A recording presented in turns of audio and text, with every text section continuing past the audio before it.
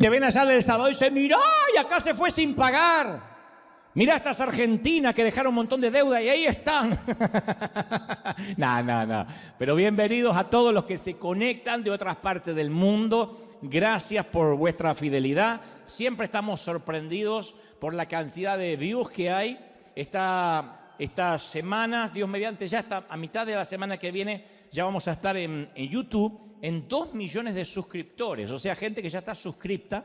Ahora creo que hay 1.981.000, algo así. Pero vamos a tener 2 millones de suscriptores y yo lo veo como almas, porque cada suscripción es un dispositivo. Y cada dispositivo hay detrás una familia. Entonces son 4 o 5 millones. El sueño de cualquier iglesia, el sueño de cualquier predicador, llegar a tanta gente en tan poco tiempo. Así que a todos los que no se han suscrito, pues meten ahí en la campanita y entonces reciben las notificaciones y te dicen, cabezón, despiértate que ya empezó el flaco a predicar, y te avisa. Así que eso es bueno. A todos los que están del otro lado, a todos los que están de México hasta Tierra del Fuego, allá en Alaska, en Asia, en donde sea que Dios y la providencia te hayan llevado, estamos listos para que Dios nos hable. Y como dije hace unos instantes aquí, antes de la transmisión en vivo, para una operación a corazón abierto. Voy a transmitirte lo que creo Dios me dijo que te diga. ¿Estamos listos, sí o no? Muy bien. Hace unos días atrás, yo leí una entrevista que le hacían en la gráfica a una gran escritora mexicana, Socorro Venegas. Y ella hizo varios cuentos, varias novelas. El último cuento, el más reciente, se llama La memoria donde ardía. Y ella escribe en todo ese cuento acerca del dolor, poniéndose ella también como ejemplo, ¿no? Es una suerte de ficción con realidad. Y el periodista en esta entrevista le preguntaba a Venegas, ¿qué se pierde cuando realmente perdemos a alguien? Hablando del duelo, hablando de perder a un ser querido. Y ella dice, o responde en la entrevista, nos perdemos básicamente a nosotros mismos. Cuando uno pierde a un ser amado, ya no puede volver a ser el mismo por mucho que quiera. Uno se transforma en un ser mutilado. Y ese es el duelo más grande, el duelo de perder a las personas que fuimos antes. Porque no solo enterramos a un ser querido, sino que nosotros también enterramos sueños junto con esa persona. Entonces, el duelo es estar mutilado. Insisto, no volvemos a ser quien éramos antes del infortunio. Esto decía la autora. Y después agregó, en el momento del duelo, uno está en desventaja con el resto del mundo. Aparecen todos esos que suelen decir, si yo estuviera en tu situación ya me hubiese muerto. Si yo estuviera en tu lugar no sé lo que habría hecho. Y ella dice, a lo que dan ganas de decirle, híjole, ¿y por qué no te moriste, güey? ¿Te hubieses muerto? Pero todos parece que quieren solidarizarse, pero no lo pueden hacer. Y esa entrevista me hizo pensar acerca de la vasta serie de pérdidas que acumulamos en el trayecto de toda una vida y que de algún modo, como dice la autora, Socorro Venegas, van mutilando nuestro alma. Hay pérdidas devastadoras, la muerte de un hijo, el fallecimiento de un cónyuge, una discapacidad, el divorcio, violación, abuso sexual o emocional, un cáncer terminal, infertilidad, un suicidio, alguien que amamos nos traiciona. Otras pérdidas parecen más insignificantes, pero que también duelen. Parecen insignificantes para el resto, pero a nosotros nos duelen. Reprimidas o negadas, se apiñan en nuestras almas como rocas pesadas que nos oprimen, no nos dejan respirar, que nos asfixian, nos quitan el oxígeno. Nuestra piel comienza a arrugarse y envejecer. Nos mudamos y nuestras amistades de siempre desaparecen. De a poco nos vamos desconectando. Nuestros hijos se van creciendo y cada vez se hacen menos dependientes de nosotros y parece que ya no nos necesitan. Y nosotros como padres necesitamos ser necesitados. En una mudanza perdemos algunas viejas y amadas fotografías que ya no podemos recuperar y de las cuales no teníamos copia. Un auto atropella a una mascota fiel. Son pérdidas más insignificantes, pero duelen. Otras son más difíciles de clasificar porque están más ocultas. Un bebé que nace muerto, un embarazo fallido, un aborto. Y la cuestión no es calcular si es una pérdida gradual, si es súbita, si es una tragedia, algo que esperábamos o no, si transita lo público, si transita lo privado. La pérdida es la norma de la vida. Perder cosas o perder gente es la regla, no es la excepción. Y sé que nuestras historias y nuestros temperamentos son diferentes. Aquí nomás somos un pueblo cosmopolita, una plétora de temperamentos, de caracteres, y que cada uno responde al dolor de manera distinta. No todos respondemos igual. Pero lo que no podemos es ignorarlo, ni el dolor nuestro ni el ajeno. Respondemos de manera diferente, pero no lo podemos ignorar. Durante muchos años en nuestras iglesias, las iglesias en general, minimizamos las pérdidas. Y esto nos llevó a una absoluta sensación de superficialidad, a una profunda falta de compasión, de empatía. Es como que se nos metió en el subconsciente colectivo de que llorar una pérdida, estar en duelo, es tener poca fe. Entonces nuestra cultura cristiana minimiza la tragedia, minimiza las pérdidas. Como que nuestra capacidad para la empatía con el dolor está casi perdida. Nos cuesta entender que alguien está sufriendo mucho tiempo, porque todavía está atravesando el duelo o el dolor. Y cuando nuestra vida experimenta una pérdida, nos enojamos con Dios. Es tanto la cultura de la superficialidad, que no queremos que nada nos duela, que cuando algo nos duele, lo tratamos como que fuese una invasión alienígena, como que es algo procedente del espacio exterior, que esto no estaba en los planes ni de Dios, ni siquiera del diablo. El diablo no puede ser tan malo para que me pase esto. Es como que nos sorprende en sobremanera que algo nos tenga que doler. Entonces lo ignoramos. Queremos ser indiferentes ante las pérdidas, ante los dolores, ante los duelos. Y yo me pregunto, si tanto ignoramos el dolor, ¿por qué hay tanta gente depresiva, aún en la iglesia? ¿Por qué aún en las congregaciones hay una explosión de drogas prescritas para el insomnio, para la ansiedad, como nunca antes en otra generación? Nos cansamos de oír en consejería pastoral la cantidad de gente que se empastilla para dormir, porque de otra manera no puede conciliar el sueño. No estoy minimizando el dolor, digo, ¿por qué? Si lo ignoramos, hay tanta gente que depende de psicofármacos para poder tener un poquito de paz.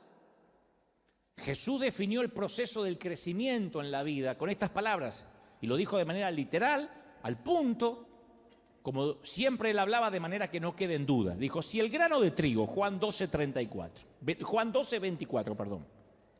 Si el grano de trigo no cae en la tierra y muere, queda solo. Pero si muere, lleva fruto, lleva mucho fruto. Si no muere, queda solo. Si muere, lleva mucho fruto. Si el grano se guarda en una cajita, sigue siendo grano, estéril. Tengo un grano, sí, pero no se reproduce. Para que crezca, para que traiga fruto, tiene el grano que morir. No estar enterrado, sino estar plantado. Entonces Jesús, todo el tiempo que habla, caracteriza la vida cristiana como una muerte. Hay que morir. Toda la palabra y todo lo que el Señor hablaba es, tienes que morir para poder resucitar, tienes que pasar por la cruz. Y la iglesia tenemos una posición única, me parece a mí, no sé cómo decirlo, un privilegio, una providencia, para acompañar a la gente en las coyunturas críticas de su vida, en esos momentos donde se siente morir o literalmente muere a algo. Estoy hablando de muerte de seres amados, enfermedades serias. La iglesia debemos entender los divorcios, los traslados geográficos, con todo lo que significa dejar atrás el mundo conocido para aventurarnos de nuevo a algo que no teníamos ni idea ni en mente, una cultura distinta, un idioma diferente en este caso. Esos son los momentos de discipulado para ayudar a las personas a salir de nuestra tendencia cultural de adormecer, de ignorar el dolor. Tenemos la oportunidad única de abrazar a la gente y decirle, estás pasando dolor, este es el sitio correcto, no podrías venir a otro lugar. Pero tristemente, durante años, y esto es una autocrítica, Hemos visto a personas que han sufrido abuso en su pasado y nunca le hemos permitido transitar su dolor. Le decimos, no recuerde el pasado. No vaya para atrás, porque ahí no conocías a Cristo. Y no le permitimos que haga la transición, el duelo, como decíamos el domingo pasado. Para poder avanzar a veces hay que retroceder y ver qué hicimos mal para no repetir el error. De otro modo estamos condenados a repetirlo. Celebramos el Día de las Madres y a veces nos olvidamos de ser sensibles o empáticos con las parejas estériles, con las mujeres solteras para las cuales el Día de la Madre es el domingo más difícil del año porque sus sueños de concebir se alejan más y más. Pero nosotros nos olvidamos de esas mujeres y decimos, es el Día de las Madres. No digo que con esto no lo vamos a celebrar, digo que nos olvidamos de la empatía de las mujeres que en un día normal y tradicional están sufriendo. La gente pierde un hijo y nosotros lo exhortamos que rápido vuelvan a su vida normal como les sea posible. Perder un hijo que no tiene nombre, que es un dolor que presumo no se va nunca. Citamos Filipenses 4:4, le decimos regocijaos en el Señor siempre. Una persona nos cuenta que está atravesando un dolor, un divorcio, una separación, una traición y le recitamos Romanos 8:28 y le decimos, y sabemos que los que aman a Dios, todas las cosas le ayudan a bien. Sí, yo lo sé, pero estoy atravesando un dolor, nos confiesa.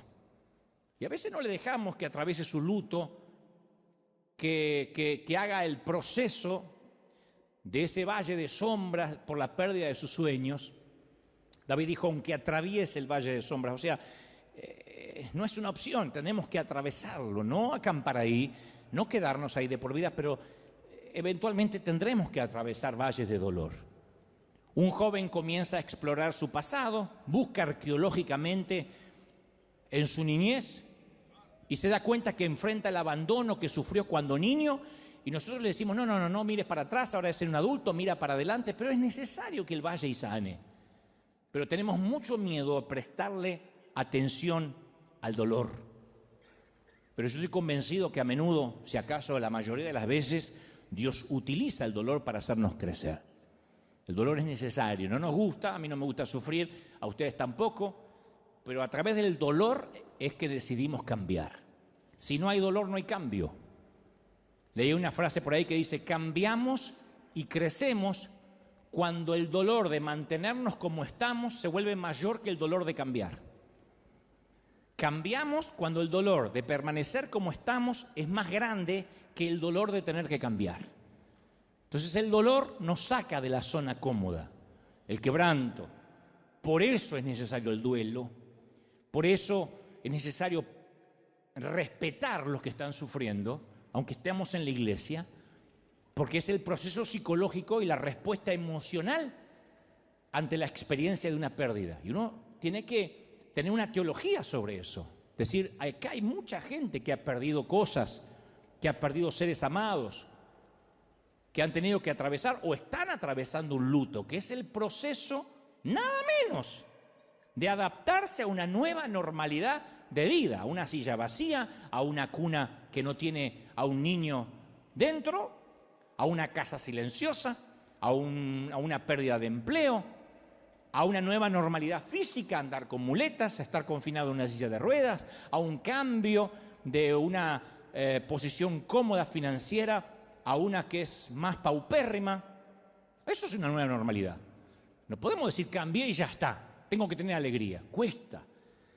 Dicen que hay 5 etapas durante un duelo, los psicólogos. Primero la negación, el enojo, la negociación, la depresión y finalmente la aceptación. Esas son las 5 etapas del duelo. Y aunque a mí me ayuda bastante, y yo sé que esto es utilitario, práctico, a mí me gusta observar en las Escrituras cómo David atravesaba sus duelos, entre tantos que hay en las Escrituras. Pero me sorprende cómo David, porque David lo expresa al ser poeta, con su prosa descarnada, él contaba cómo atravesaba los procesos de pérdidas. Me encanta su respuesta al dolor, la respuesta del rey David a la pérdida. Cuando David se entera de la muerte de Saúl y Jonatán, él canta compone una canción, una endecha, que es una canción de lamentación, y entonces le pide a todos, a todo el pueblo, en su discurso como rey, dice: hijas de Israel, llorad por Saúl. En segunda de Samuel 1:24. Le pide a las mujeres de Israel que lloren por Saúl.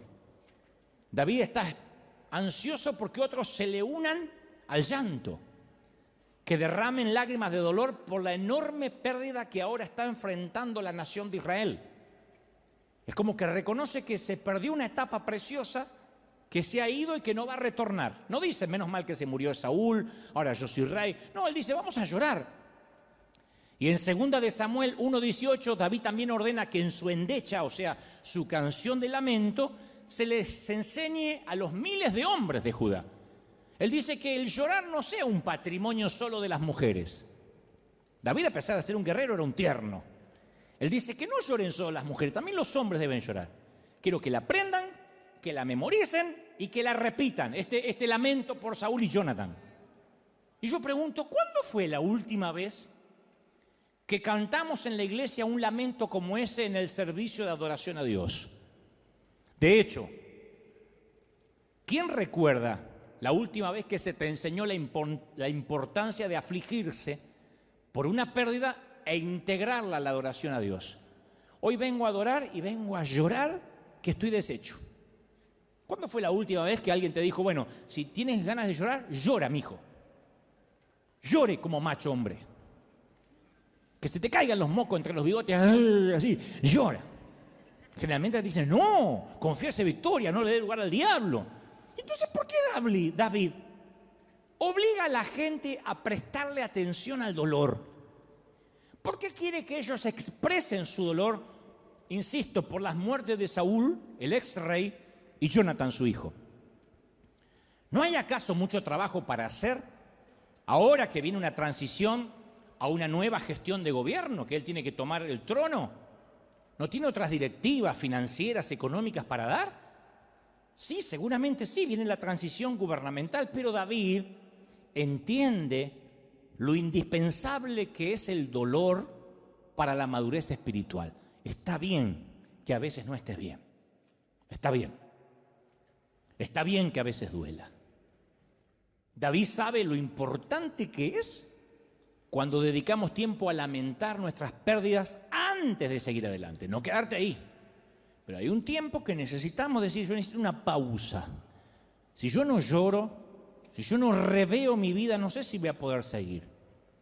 David sabe lo importante que es para la gente mantenerse conectada con la realidad y no huir del dolor. No podemos huir del dolor. Te voy a decir algo: Salmos es el libro más popular de la Biblia, está más o menos en la mitad de las Escrituras. Incluye, para los que nunca lo leyeron o no sabían, incluye salmos de adoración, de acción de gracias, hay muchos salmos de sabiduría, de arrepentimiento, salmos que expresan dudas, pero la mayoría están lejos de ser alegres. Por lo general hay muy pocos salmos de alegría. Más de los 150 salmos se clasifican como lamentos, cortavenas. La mayoría de los 150 salmos son medio como los boleros o como los tangos argentinos. Me dejó la morocha y se fue con otro, la desgracia. Bueno, algo así son los salmos. Salvando la distancia, ¿no? ¿Cómo querés que me quieran los pastores después de esto?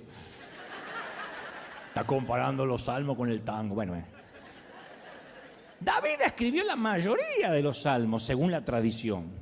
Y los lamentos prestan atención a la realidad, a esta vida que a veces se pone dura, a la vida que a veces se pone difícil y a veces hasta brutal y nos deja en la lona y parece que nos quitó el oxígeno.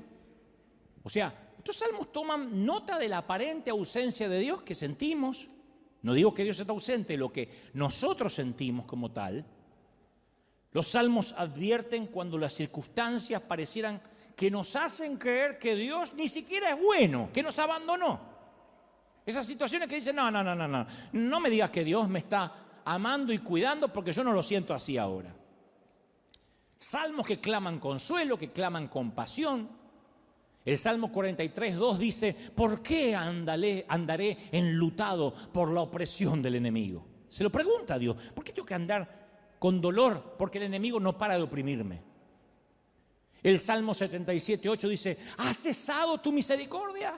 ¿Cuántas veces oramos así en privado? Señor, ¿te olvidaste de mí? ¿Te olvidaste de tener misericordia de mí? Dice el salmista.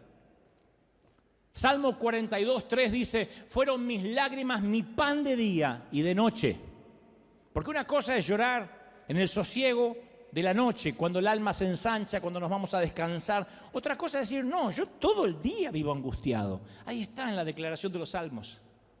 Salmo 88:6 dice, me has puesto en el hoyo profundo. Un salmo que le echa la culpa a Dios de estar en el hoyo.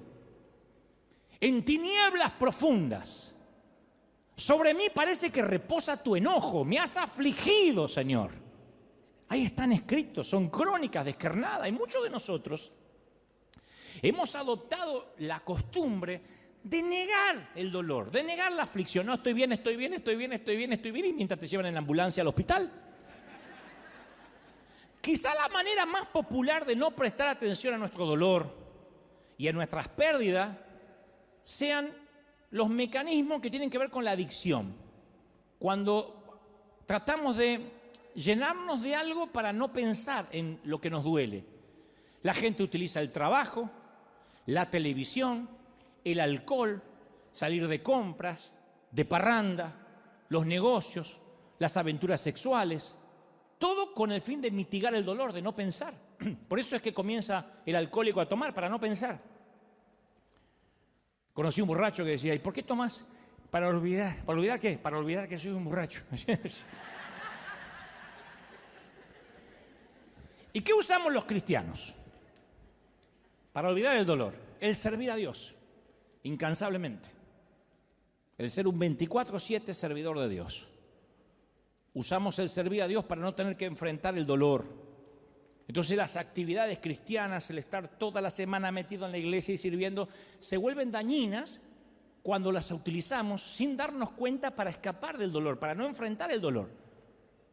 Es una adicción más santa, si se quiere, más religiosa, pero adicción al fin.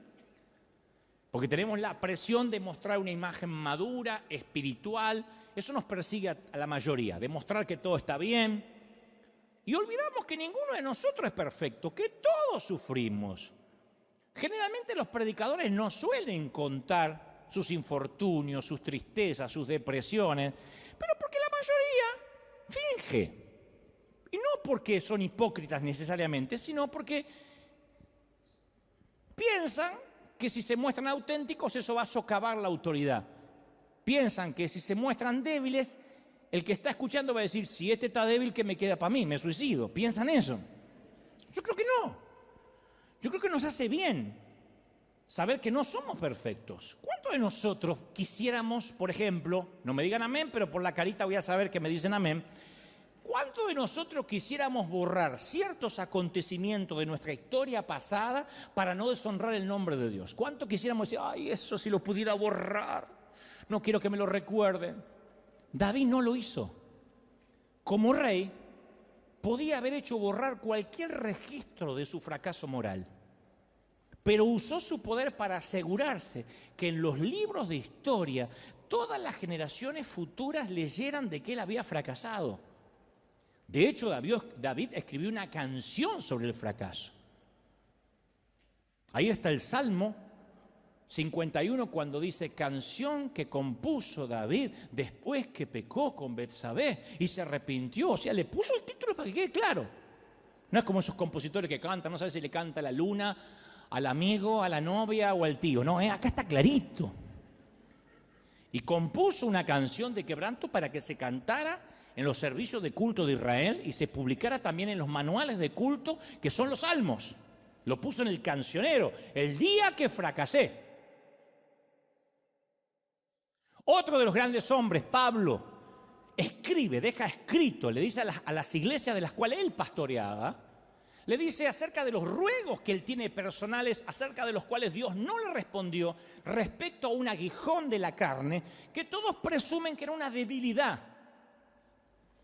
Algunos dicen, no, era corto de vista. No, él está hablando porque en otras ocasiones él amplía más y dice, mi carne hace todo lo contrario a lo que mi espíritu desea. Él habla de una debilidad que quiere que Dios le quite. Y después le agradece a Dios por esas debilidades, porque le recuerda a los lectores que esa debilidad lo mantiene humilde y que se perfecciona a Dios en su debilidad. Abre el corazón. ¿Cuántos cristianos conoces hoy en día que harían esto? O de manera pública. Les voy a contar mi debilidad. La Biblia no oculta los defectos y el dolor de sus héroes. Moisés era un asesino, la esposa de Oseas era una prostituta, Pedro reprendió a Dios, Noé se emborrachó, Jonás era racista, Jacobo era mentiroso, Juan Marcos abandonó a Pablo, Elías se sentía deprimido, Jeremías era depresivo y suicida, Tomás dudaba, Moisés tenía mal temperamento, Timoteo tenía úlceras. Ustedes tienen menos Biblia que una mezquita, lean. Cuando se ríen en el momento equivocado es porque no han leído la Biblia. Entonces, el secreto era que no ocultaban el dolor, ni ocultaba quiénes eran. Los antiguos hebreos expresaban físicamente sus lamentos. Rasgaban su vestidura, se ponían cilicio, se ponían cenizas. Tras la caída de Jerusalén, Jeremías escribe todo un libro de la Biblia llamado, ¿quién sabe? Lamentaciones. Lamentaciones. Es como decir, voy a escribir un libro que se llama Cortavenas. Lamentaciones. No es metafórico, son lamentaciones, las quejas de Jeremías. Y ahí están en las Escrituras. Imagina a Jesús, según Isaías 53:3, varón de dolores, en las siguientes situaciones. Está ante la tumba de Lázaro y en lugar de llorar como lloró por su amigo, dice, bueno, andando todo el mundo, vamos, María, Marta, empodérense, chicas. Power, empodérense. Chicas, chiques, chicos, imagínense. Yo me ocupo de esto, vamos, Lázaro, vamos a sacar la bendita al pibe. No, lloró. O cuando Jesús estaba en la cruz, en lugar de clamar, Dios mío, ¿por qué me has desamparado? Yo hubiese gritado a la cruz, bueno, no es para tanto, grito de júbilo.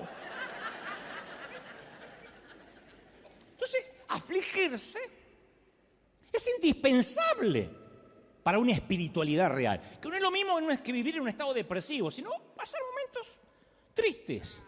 Por eso siempre digo que no hay catástrofe más grande que la vida espiritual que no tiene realidad, que no es genuina. Cuando estamos sumergidos en una falta de realidad, no hay peor cosa, lo voy a decir de una manera fina para que entiendan los que fueron a la Universidad de Harvard, como yo fui. Miré de afuera, saqué una foto maravillosa. Y fui a varias a conocer. Pero yo quiero que lo entiendan de esta forma. No hay peor cosa que ser cristiano y vivir en medio de una nube de flatulencia religiosa. Una nube de gas mental. Cada vez conozco más gente viviendo ahí. Es como que la religión nos da licencia un montón a que a veces vivamos en un mundo de fantasía irreal, una vida inflada con anabólicos, que no se condice con la realidad de lo que sufre la gente. Por eso a veces somos tan poco creíbles. He conocido a lo largo de este peregrinar cristiano desde gente creyente que deja el trabajo porque Dios le dijo que tiene que vivir por fe. Tiene 8 hijos y Dios anoche en una revelación le dijo, deja el empleo y vive por fe. A creyentes que se metieron en proyectos faraónicos que terminaron quebrando su vida, su matrimonio, porque Dios se lo mostró en una revelación a él, incomprobable, pero Dios se lo mostró. Después de comerse 7 tacos, se fue y tuvo revelaciones. Hasta personas que se dejaron morir por no ir a un médico a tiempo, porque se iban a curar en el nombre del Señor. hasta otros que se autonombraron pastor y sin ningún background, sin ninguna preparación, se abrieron una iglesia propia porque no estaban de acuerdo con su pastor local. Nadie los comisionó, nadie los ordenó bajo el pretexto, me lo dijo el Señor, que abra una nueva iglesia donde haya más amor. Eso es la flatulencia mental, la falta de realidad. Y la verdadera vida espiritual no es una huida de la realidad, sino un compromiso absoluto con la realidad. Por eso no tenemos que eludir nuestras heridas, buscar atajos espirituales, porque el dolor es un gran maestro. El pasar por estas situaciones difíciles nos enseñan cómo vamos a aconsejar a otras parejas, a otros padres, a otros abuelos, si nunca hemos sido pareja, padres ni abuelos, si nunca hemos sabido lo que se siente tener un hijo. ¿Puede alguien que nunca fue mamá aconsejar cómo ser mamá a una que sí parió? No. ¿Podemos entender lo que vive un enfermo terminal de cáncer si nunca tuvimos más que un resfrío? A veces el dolor nos conduce por situaciones difíciles, pero termina enseñándonos, haciéndonos docentes para poder tener empatía con los que sufren. Job lo perdió todo en un solo día. El profeta en un solo día pierde todo: familia, riquezas, salud. Y muchos de nosotros experimentamos pérdidas, pero bueno, a lo largo de toda una vida, ¿no? No en un solo día. Pero sí perdemos cosas. Perdemos nuestra juventud. Bueno, ustedes, no yo tanto, pero ustedes están perdiendo la juventud. No hay forma de detener el proceso del envejecimiento. Ni con cirugías plásticas, ni con cosméticos, ni con una buena dieta, ni con ejercicios diarios. El proceso del envejecimiento, la ley de entropía, no se detiene. ¿Quién no ha perdido sus sueños? El sueño de una carrera que quería seguir, un matrimonio, los hijos que esperaba. Y también experimentamos pérdida cada vez que emigramos a un nuevo país. Así te vayas a un mejor país. Así salgas de Venezuela, de Buenos Aires, de México y te vayas a Suiza. Hay pérdida de lo conocido, de los seres queridos. La mayoría de nosotros experimentamos una pérdida catastrófica en uno o en varios momentos de la vida. Cuando un miembro de la familia muere repentinamente, un infarto o un ACV, cambió radicalmente la historia de tu apellido. Cuando nuestro cónyuge tiene una aventura con otra persona. Cuando nos encontramos solos después de un divorcio doloroso. Cuando nos diagnostican un cáncer. Cuando nos despiden después de 20 años en la misma empresa, en la misma compañía. De un trabajo estable. Cuando nuestro hijo nace con una discapacidad seria y sabemos desde que es chiquitito que posiblemente nunca se va a casar, nunca conducirá un automóvil, nunca tendrá autonomía. Y lo sabemos desde que tiene 5, 6, 7 años, que ese niño va a vivir con nosotros y que algún día nos vamos a morir y ese chiquito va a quedar, o ese hombre con mente pequeña, mente de niño, va a quedar a merced de quienes quieran soportarlo, porque solo un padre lo puede amar así. Solo una mamá lo puede amar así. Infertilidad, aborto, amistades rotas, pérdida de la memoria. Nos sentimos traicionados por una tradición de la iglesia, por algo que creíamos y que ahora tenemos una revelación y decimos, ¿cómo perdí tanto tiempo siendo religioso? Nos sentimos traicionados por un pastor, incluso a veces por Dios mismo. Perdemos nuestras ilusiones acerca de esta nueva familia en Jesús, que es la iglesia. Y decimos, ay, me encanta River, hasta huele bien, qué lindo. Y después, ¿cuánto tiempo tardamos en darnos cuenta de que no es la iglesia perfecta? Ni hay gente perfecta como lo esperábamos. Y nos desilusionamos. De hecho, cierta gente aquí nos desilusiona. Y Job supo de esas pérdidas, de esas desilusiones. Job era el Elon Musk, el Jeff Bezos, el Bill Gates de la época. La Biblia dice que tenía 7.000 ovejas. Nos abruma la riqueza que tenía. 7.000 ovejas. Tenía 3.000 camellos, que eso era carísimo. 3.000 camellos. 500 yuntas de bueyes, 500 asnos. Una gran plantilla de empleados. Hoy habríamos visto su rostro siempre en la portada de Forbes, todos los años, porque era el hombre más rico del mundo.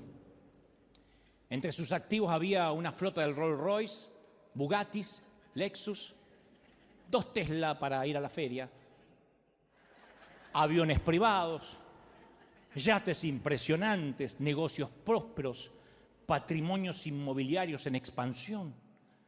Y Job 1.3 dice que entre todos los habitantes del Oriente era el personaje de mayor renombre, era uno de los más influyentes, era un hombre también piadoso. Temía a Dios, dice las Escrituras, y vivía apartado del mal. De repente, todas las fuerzas del cielo y de la tierra se pusieron en contra de Job y Job se vio en medio de una pelea cósmica.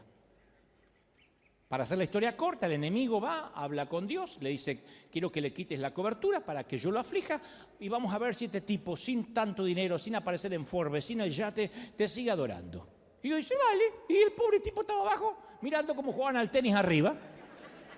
Cayeron rayos, un tornado desató su furia, el hombre más rico de sus tiempos había quedado en la ruina, sus 10 hijos murieron en un desastre natural, 10 funerales, enterrar a un hijo es doloroso, 10.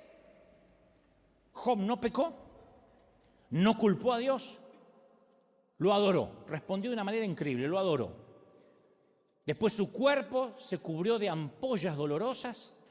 Dice la palabra, desde la planta de los pies hasta la coronilla tenía ampollas, peor que la viruela del mono. Las úlceras se le infestaron de gusanos. O sea, no tenía ni la asepsia mínima. Le entró una fiebre muy alta, con unos escalofríos atroces. El insomnio, el delirio, el ahogo llenaron sus días, no podía respirar. Aquella horrible enfermedad le consumió el cuerpo.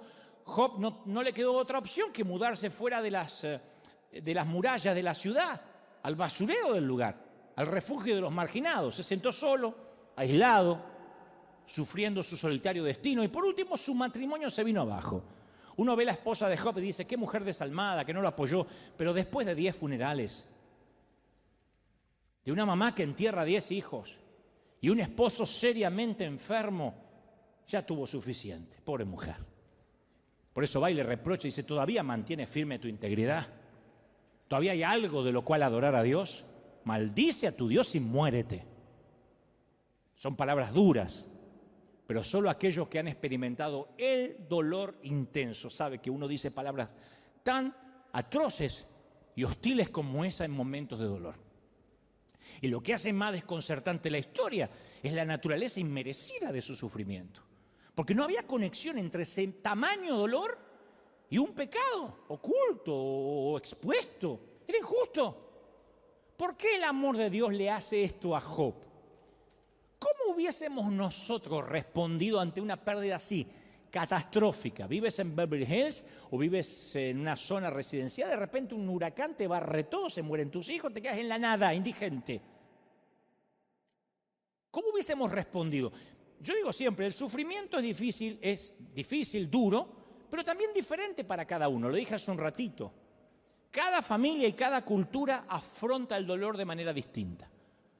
Yo pienso que nuestra cultura es determinante en la manera de afrontar el dolor, ya seamos norteamericanos, latinos, chinos, árabes, afroamericanos, judíos de Europa del Este o caucásicos.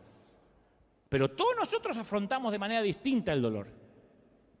En un extremo del espectro están los anglosajones, los gringos, los huesos colorados, que siempre que hacen un funeral o tienen dolor, ellos tienen unas emociones, parece como sin alboroto y sin desorden. Parece que de chiquitito le dicen, si algún día tenés un infortunio, no pierdas la calma. Yo he ido a los primeros funerales en mi vida, gringos, son muy pragmáticos. La mayoría, siempre hay excepciones a la regla, ¿no? Pero la mayoría no sabe si estás en un memorial o en la entrega de los Oscars. ¿Vieron los memoriales o los funerales gringos? Son así. Pasa el hijo del difunto totalmente estoico, el chiquito tiene 11 años y pasa así, como para una graduación, vestido impecable como un gato de rico, todo así. Y dice, oh, papá era realmente genial. Oh, ¿sabes? Me enseñó a jugar baloncesto y me hacía las mejores malteadas. Y está el viejo ahí en el cajón, pero ni lo mira. En el extremo opuesto estamos los latinos. que nos pasamos toda la noche llorando frente al ataúd. Y es más, hay peores. En lugares como Italia y Grecia, las mujeres llevan ropa negra por el resto de su vida, las griegas y las italianas. Ropa negra por el resto de su vida después de la muerte de su esposo. Capaz que tienen 3 maridos más, pero con ropa negra. Y en los funerales italianos, yo los he visto, hasta golpean el féretro con los puños, gritan el nombre del muerto. Las viudas enojadas insultan al muerto porque se murió. ¡Imbécile! ¡Ma calzone! ¡Perché si morto! ¡Perché si morto! ¡Mi hai lasciato vedova pianto! ¡Perché si morto! Y todo el mundo se enteró. Saltan dentro de la tumba cuando bajan el ataúd, se tiran arriba, lo tienen que sacar. Torna indietro, Enzo Giuseppe, torna indietro, torna, que dice retorna, vuelve de la vida. ¿Lo que va a volver? Enzo se quiso mandar a mudar hace años y ahora tiene la oportunidad. Torna indietro, Giuseppe, Enzo. Y nuestra cultura cristiana, ¿cómo es? Tratamos de evitar el dolor. Pensamos, no, esto que me pasa no es de Dios, debe estar relacionado con mis pecados. Lo mejor es que me mantenga un tiempo lejos de la iglesia hasta que me recupere. Fíjate vos, qué locura, qué ironía, qué contrasentido. La gente abandona la iglesia porque se siente mal para ir a la iglesia. Es como decir, estoy demasiado enfermo como para ir al hospital. Esperás que me recupere y ahí veo al médico para no decepcionarlo. ¡Una locura! ¿Y cuál es el corazón del cristianismo? Nos dice que el camino a la vida es a través de la muerte, como el grano de trigo, y la resurrección. Ahora, yo sé que es más fácil predicarlo que vivirlo, yo lo sé. Pero tenemos que familiarizarnos con el dolor y decir, sí, ahora me toca pasar esto. Mira, cuando somos chiquitos, se crea una barrera. El cerebro está tan bien diseñado por Dios que cognitivamente el cerebro crea una barrera defensiva para librarnos del dolor. Eso es uno de los más grandes regalos de Dios. Por ejemplo, si un nenito, una niña, un niño experimentó abuso en su niñez, sexual o emocional, la negación es un mecanismo sano de supervivencia. Es como que la mente, para proteger al niño, la propia mente del niño le quita, evita el sufrimiento y le permite al niño soportar esa circunstancia dolorosa en la mayoría de los casos.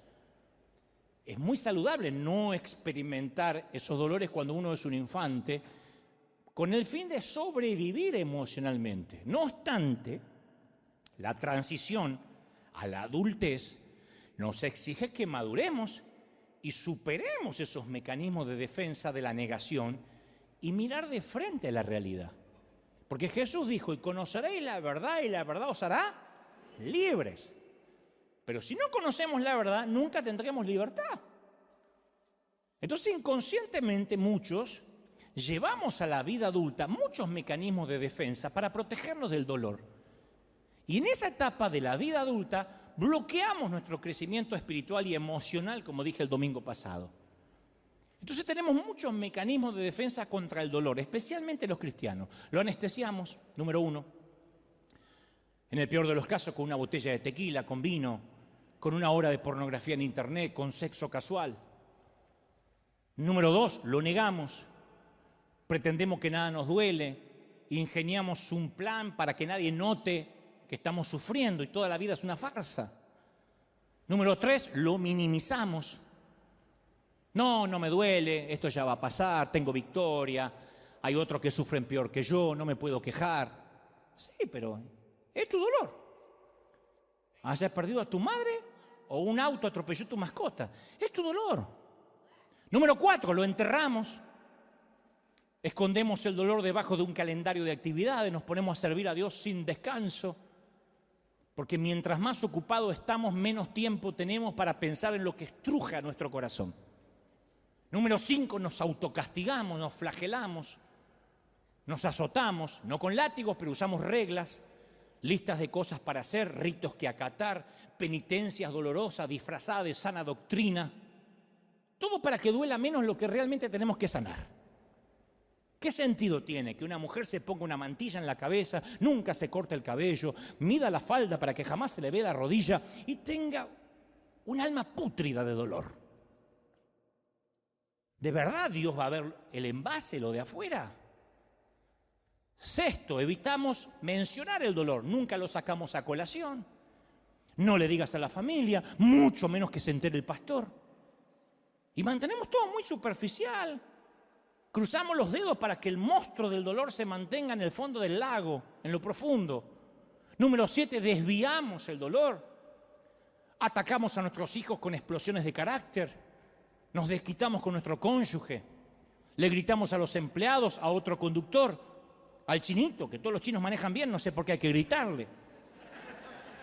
Número 8, neutralizamos el dolor. Decidimos que nunca jamás nos volverán a lastimar. Entonces creamos la foto de la familia perfecta, somos cristianos perfectos, vivimos para las redes sociales. Hay un montón de gente que vive para las redes sociales, que en vez de disfrutar en un restaurante, con la persona que tienen enfrente en la mesa, están pensando en sacarse la foto para que lo vea otro. Van a la playa y en lugar de disfrutar la playa están pensando, uy, cuando lo vean, cuando lo vean, ¿y qué pusieron? Y después ya no está más en la playa. Está viendo qué pusieron los gansos que no fueron a la playa. Y armamos una vida superficial para mantenerlos al control. Matrimonios que se llevan como perro y gato, pero se sacan muchas fotos para dar un falso testimonio de algo que no existe. Eso es para evitar el dolor, la confrontación. Y Job nos presenta una manera brillante de cómo debemos salir del dolor en la familia de Jesús, sin importar la cultura, el temperamento o el género. En primer lugar, él le presta atención al dolor, al igual que David. Lloren, hijas de Jerusalén, por Saúl y Jonathan. Bueno, Job es igual, le presta atención. No lo ignora, no lo minimiza. Por eso digo, tenemos poca teología en la congregación para el enojo, la tristeza, para el duelo, para la depresión. Nos preguntan, ¿cómo estás? En victoria, aleluya, en victoria. ¿Quién va al médico y te dice, ¿por qué vino? No sé, porque estoy perfecto, aleluya. ¿Quién va? ¿Por qué ocultar las hemorroides? Y sufrirlas en silencio. ¿Qué hace Job? No reprime nada. Grita su dolor. Maldice el día que nació. Está ahí en las Escrituras. Parece que fueran versículos de menor categoría. Y a veces los censuramos, pero no nos corresponde a nosotros censurar lo que no nos conviene. Dice Job que perezca el día que fui concebido y la noche en que fue anunciado nació un niño. Ojalá que ese día se vuelva a oscuridad. Job 3:3.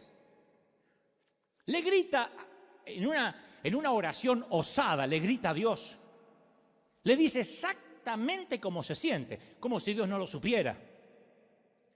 Hay 35 capítulos de cómo luchó contra Dios.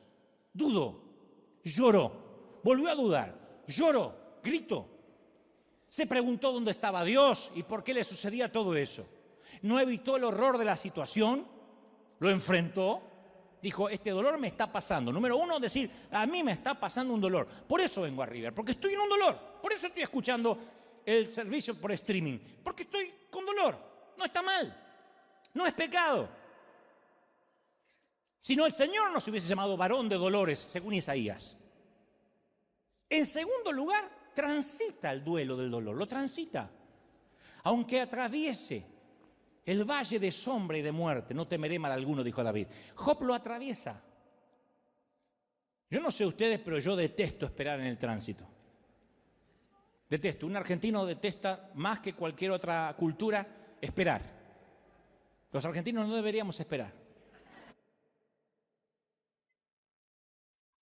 Detesto esperar para subir un avión. Yo soy de eso de que cuando aterriza el avión, viaje adelante o viaje atrás, ya se paran así y quedamos como pollos todos así, con la maleta. Estuvimos 8 horas sentados y ahora estamos como pollos así, esperando que abra. Dice, abriremos la puerta dentro de 3 horas y media. No importa, yo me quedo 3 horas y media así. Detesto esperar en la sala del dentista. Detesto ir a emergencia y que me hagan llenar una planilla. Mi mayor reto, por más de 50 años que he seguido a Cristo, ha sido creerle cuando tengo que transitar el limbo de la espera. Yo prefiero el control, como todos ustedes, por más que me miren con esa cara de santo devoto de Santa Clara de Asís. Yo sé que les cuesta esperar. Entiendo por qué Abraham, después de esperar 11 años, la promesa de que tendría un hijo, toma el asunto en sus manos y engendra un bebé de manera natural. Lo entiendo. Los ismaeles abundan en nuestras iglesias y en nuestra vida personal. Los atajos. Por eso uno de los mandatos más radicales del Señor es: guarda silencio ante el Señor.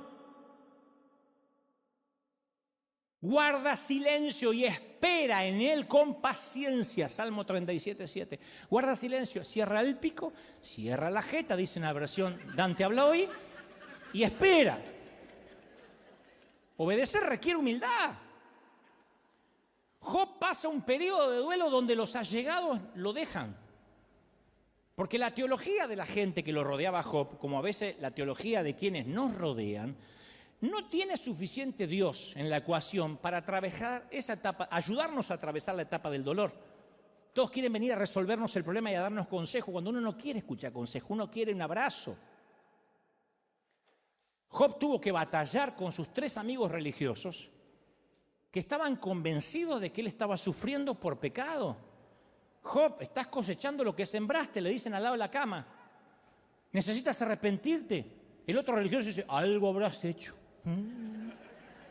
Estás sufriendo por tu pecado. Estos 3 amigos representan el legalismo de la iglesia. Y esta no era la verdad. Estaba sufriendo a pesar de que era inocente. Y sus amigos, como muchos creyentes hoy, se creían que eran Dios y se ponían en lugar de Dios y dice: esto dice Dios. Entonces Job tenía 2 luchas por delante. Con sus amigos que dicen: esto dice Jehová. Y encima todo lo que le estaba pasando. Viste que esa gente siempre que cree saber por qué está pasando lo que está pasando, siempre aparecen.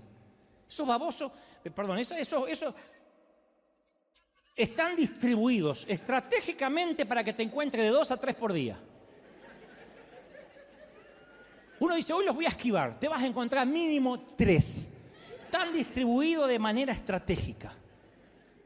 En sus intentos de explicar lo que Dios está haciendo, te torturan. ¿Te pasó de sentirte peor después de haber hablado con gente que en teoría vino a alentarte? Te quiero dar una palabra de aliento. El Señor me dice que aunque toques las puertas de la muerte, porque este cáncer va a empeorar, cuando te arrepientas de tus pecados, Él me dijo que la victoria viene. Pero ¿por qué no te llevas la victoria, la corona y te vas a otro lado? Hay momentos que te exasperan. Entonces Job entendió que él no puede oír a nadie cuando está pasando de luto, que no sea el que viene a abrazar, decir: estoy contigo. Vamos a salir juntos de esto. Se supone que somos amigos, se supone que soy tu pastor y vamos a salir juntos. No pregunta por qué. En tercer lugar, Job acepta sus límites. Se siente que es limitado. Yo me pregunto si la pérdida más grande que todos vamos a tener es un día darnos cuenta de que tenemos límites. Eso nos hace humildes. El principio de la sabiduría es saber todo lo que no sabemos. Job aceptó sus límites. Yo te voy a dar una lista realista y cruda de tus límites, porque me están mirando diciendo: yo no. Yo te voy a dar una lista. Me voy a incluir, nada más para que no se sientan solitos. Me voy a incluir. Nuestro cuerpo físico. Nuestro cuerpo se está muriendo. Todos nuestros cuerpos se están muriendo. Todos estamos más cerca de la tumba que del útero. Todos, ninguno va al revés. Ninguno va en reversa. Todos nos estamos muriendo y algún día regresaremos al polvo. Todos tenemos que comer, beber y dormir para vivir un día más. Fíjate qué dependencia. ¿Quién dice: yo me puedo acostumbrar a no comer? El día que te acostumbras a no comer, te morís. Pero todos tenemos que comer, beber y dormir. Ni siquiera todos los cirujanos plásticos del mundo pueden detener tu proceso de envejecimiento.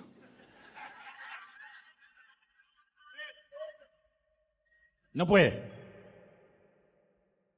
Otro límite: nuestra familia de origen. Nuestra familia actual, como te dije el domingo pasado, nuestro origen étnico, el país natal, nuestra cultura, nos dieron límites, dones y límites. Todos llegamos a nuestra edad adulta con límites heredados de nuestra familia. Nuestro estado civil es un límite. El matrimonio es un límite, la soltería es un límite. Son límites dados por Dios. Si eres casado no puedes hacer las cosas de soltero. Si eres soltero no puedes hacer las cosas de casado. El número de niños que tengas es un límite. No es lo mismo un matrimonio que tiene 2 hijos a uno que tenga 14. Dígame si no es un límite. Nuestra capacidad intelectual.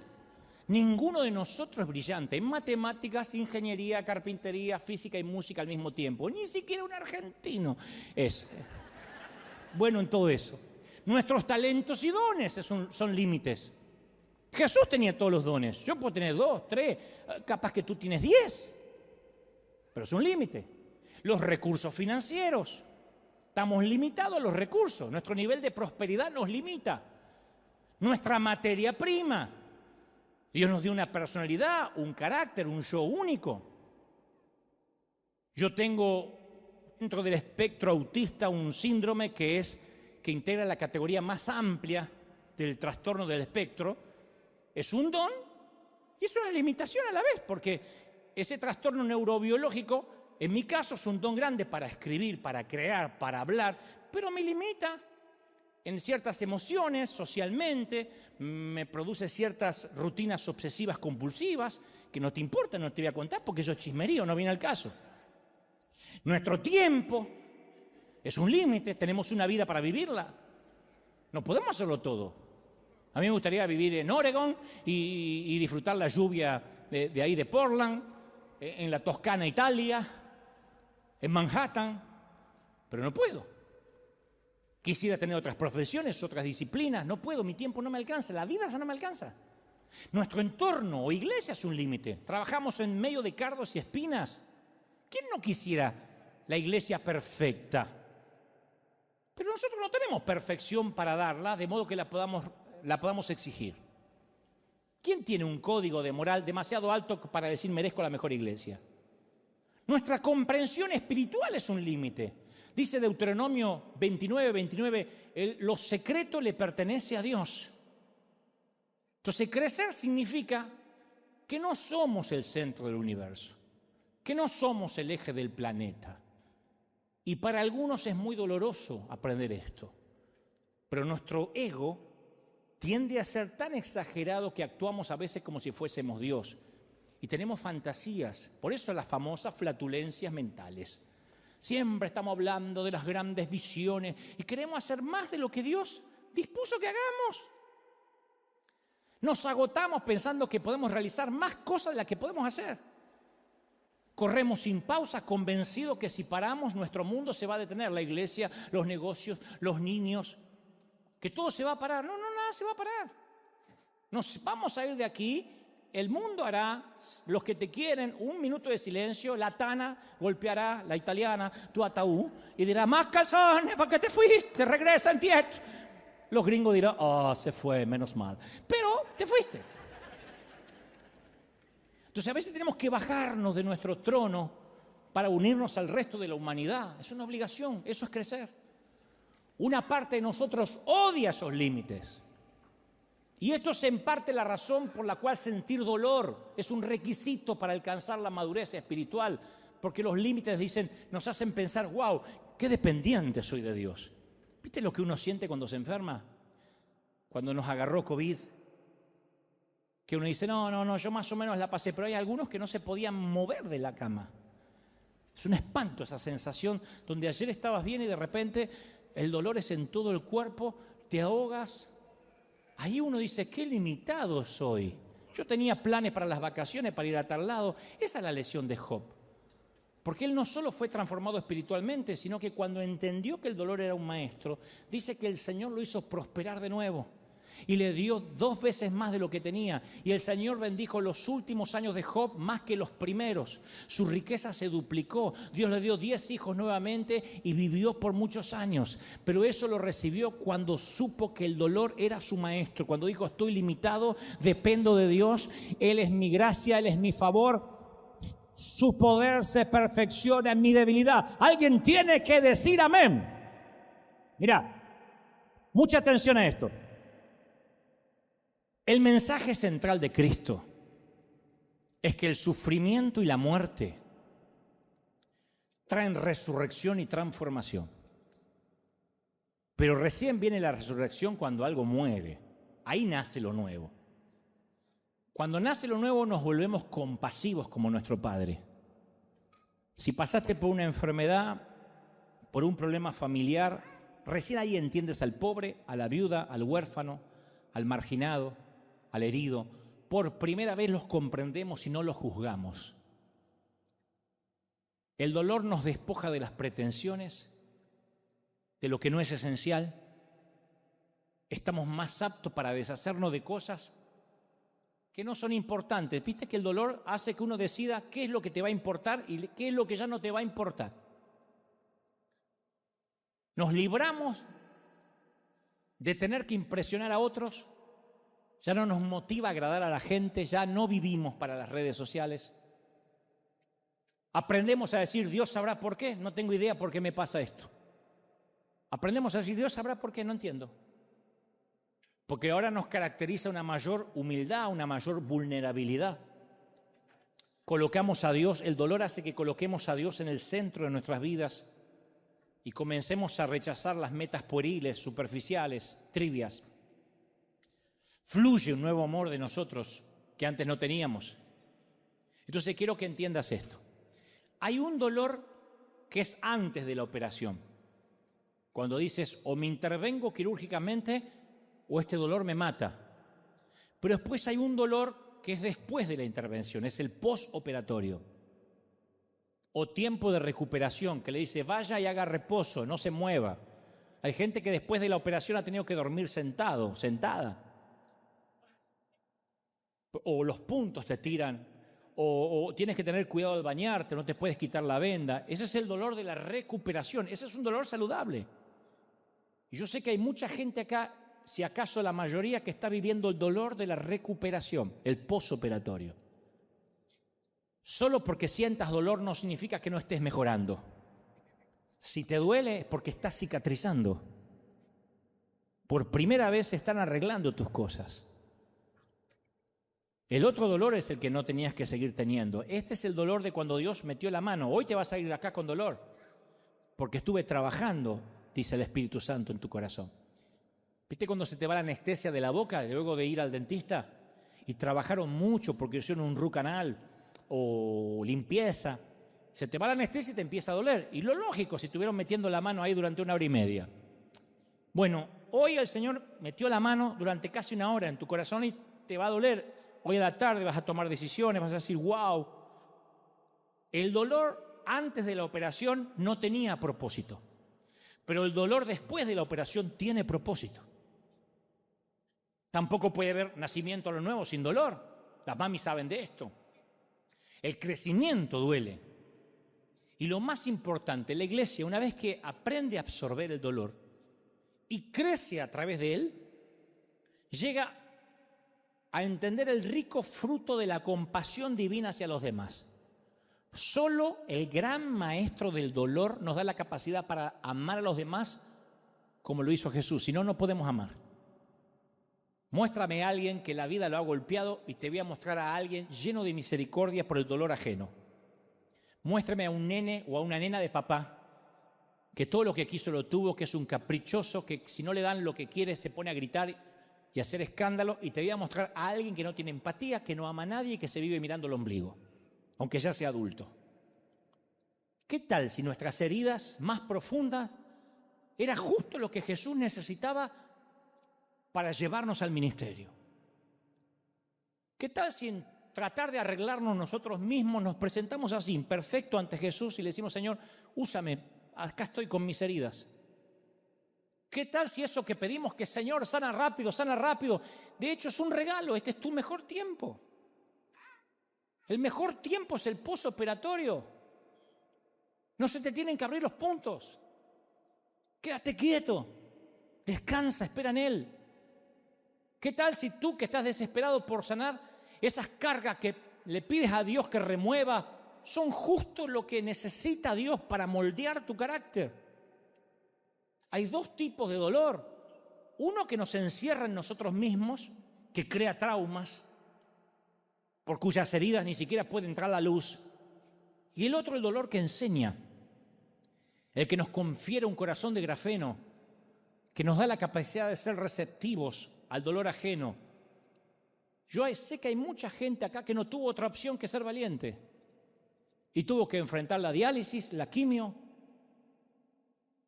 el caminar por el panteón, el cuidado de intensivos. Yo sé que a veces la vida no te dejó otra opción que ser valiente.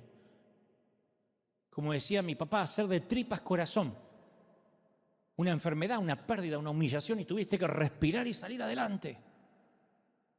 Y haber superado el periplo de ese viaje interno, de ese viaje desgarrador, ha hecho que hoy dispongamos de un tendón espiritual magnífico. El dolor es un gran docente, te hace fuerte. Es el faro que nos avisa desde la orilla que hay un riesgo inminente y que podemos chocar contra los arrecifes. Si decidimos escondernos en la bodega como un polizón, no vamos a solucionar el problema, no vamos a crecer. La única salida posible es girar el rumbo, alzar las velas, ser un piloto de tormenta, tomar nuestras vidas por el timón, buscar mares más serenos, corrientes más propicias, vientos más esperanzadores. Y el aprendizaje obtenido tras esa experiencia nos hará único si no vas a conectar con la vida. Así que hoy yo te invito, esta mañana, por primera vez quizá, a que juntos celebremos y honremos y le agradezcamos a un gran docente, don Dolor. Vamos a decir, Señor, gracias porque eso me trajo hasta aquí, me capacitó, me ayudó y me bendijo. Vamos a honrar al maestro del dolor. Vamos a honrar con un aplauso a ese dolor. Celebra por los momentos difíciles, como Job. ¿Te atreves a adorar por los momentos duros?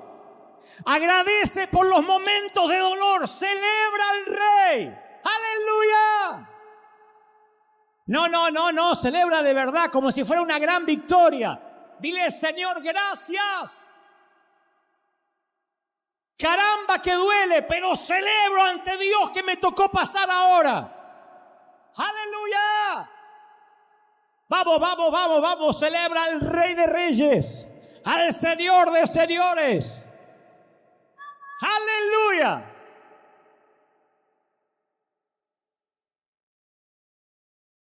Esta semana escuché un secreto que te lo voy a regalar, una perla más antes de que te vayas. La escuché de un gran predicador. Él dice que ha entendido a lo largo de las crisis y los dolores que ninguno de nosotros puede achicar, hacer que sea más pequeño la transición del dolor de aquel tiempo que ya Dios determinó. Si Dios dice que son 3 meses, son 3 meses de recuperación. Si te operas los intestinos o te hacen un vaciado, lo que sea, son 4 o 5 meses de postoperatorio. Nadie puede achicar el tiempo que Dios dispone en el proceso. Lo que podemos es alargarlo. Levantarte a hacer ejercicios, moverte de la cama si te dijeron que no. Dios dice, son 3 meses para salir de Egipto y entrar en la tierra prometida. Nadie podía hacerlo menos de 3 meses, pero sí pudieron alargarlo hasta 40 años. El tiempo que dure tu dolor, más de lo que Dios dijo que tiene que durar, es tu decisión. El dolor nos va a ocurrir a todos, el sufrimiento es una opción. Entonces uno tiene que decir, Señor, tú has estipulado un tiempo porque me quieres procesar, me quieres enseñar muchas cosas. Te pido que yo no sea quien alargue ese tiempo, que no haga cosas que no me están permitidas en este duelo. Quédate quieto, descansa en el Señor. No hay nada que puedas hacer. ¿Me oíste? No hay nada que puedas hacer. Solo espera en el Señor, confía en Él.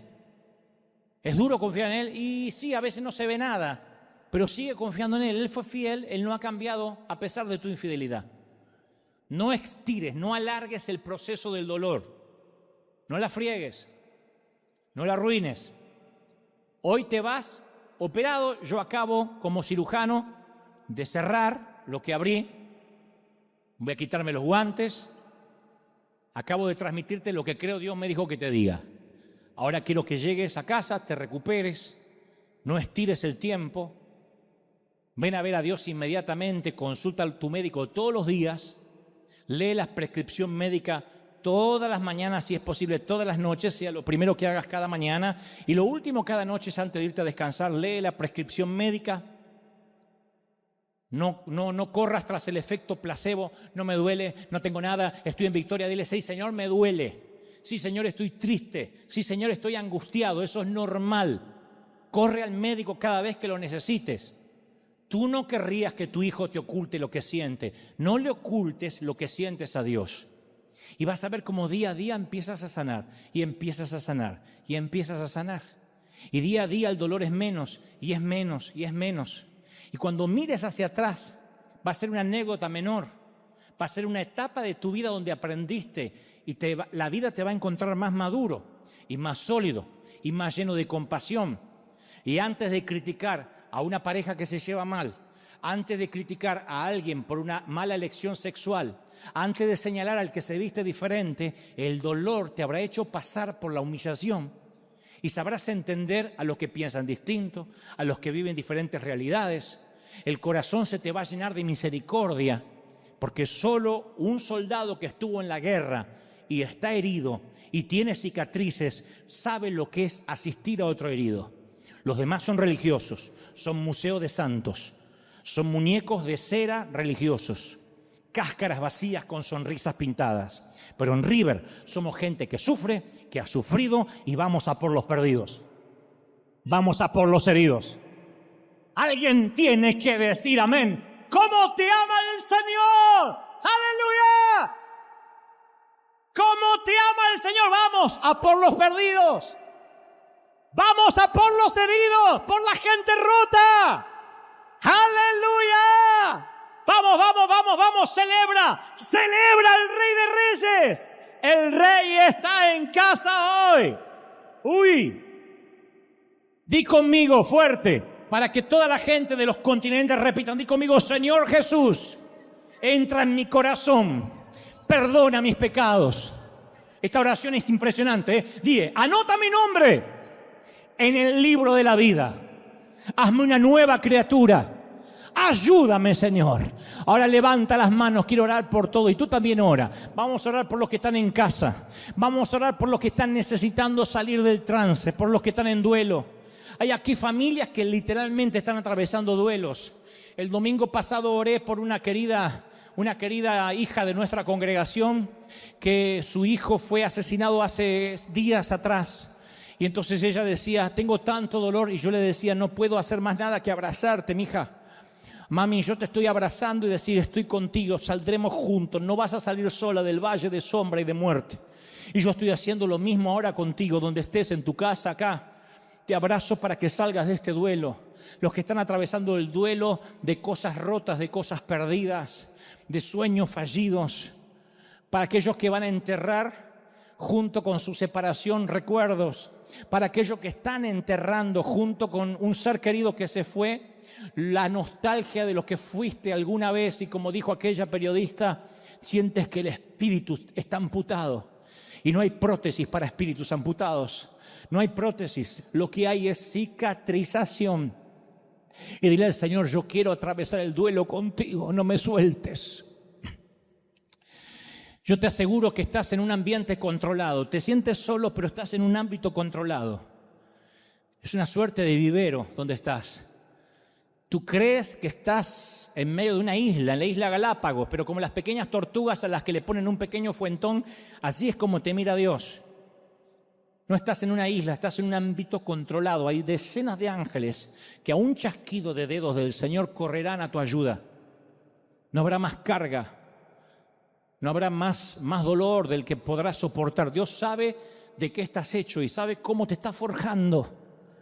Y Él te ha deshecho y te ha hecho muchas veces como el alfarero. Pero deja que el Señor te procese. No pelees más, no des más cosas contra el aguijón. Deja que Dios procese tu carácter en medio del dolor. Vamos, llora si querés llorar. Llora como macho hombre. Llora como una dama mujer. Y dile, Señor, atravieso el valle sabiendo que voy a salir del otro lado. Dale gracias a Dios porque Él, como buen médico, no te dejará salir de la crisis hasta tanto cicatrices. Él no quitará las vendas hasta que sepas que puedes tener una vida normal. Mientras tanto, mientras que estés atado metafóricamente a esa muleta, a esa silla de ruedas, a esa cama, estás controlado. ¿Has oído aquella frase? El enfermo está bajo control, está asistido todo el tiempo, tiene oxígeno, tiene suero. Bueno, eso es lo que está ocurriendo con tu vida. El Señor te ha puesto en cuidados intensivos. Y tú crees que te ha abandonado, pero Él dice, yo te puse en cuidados intensivos. 24 horas te estoy asistiendo. Yo no te voy a dejar solo. No vas a pasar a la habitación común todavía, porque te quiero controlar, porque tengo planes y proyectos para ti muy grandes, dice el Señor. Y para eso tu carácter tiene que procesarse, para eso tu temperamento tiene que pasar por el crisol. El oro tiene que quedar debajo y la impureza tiene que subir para que yo la quite. Y esa ira oculta en ti, ese dolor oculto en ti, esa lujuria oculta en ti, ha de subir a la superficie. No te asustes, yo te estoy refinando, dice el Señor. Yo te estoy procesando, dice el Señor. Vamos, levanta las manos y comienza a adorar al Señor por eso. Dale gracias por el gran maestro del dolor.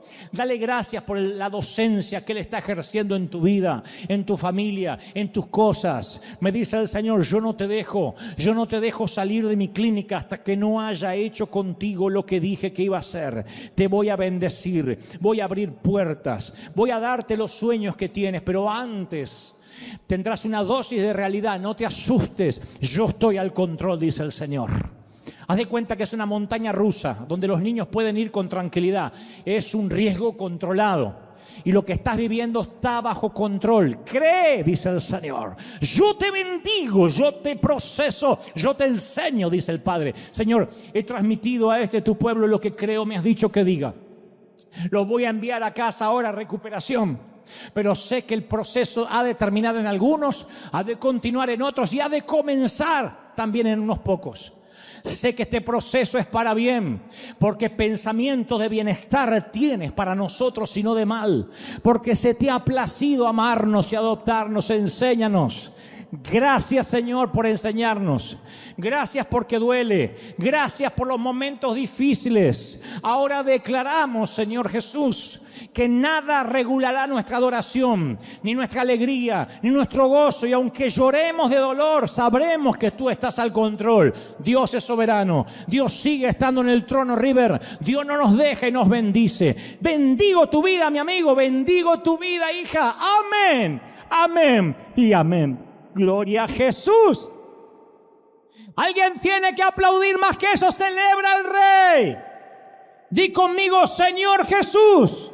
Fuerte. Señor Jesús, recibo esta palabra en el cuerpo, en la mente, en el alma, en el espíritu.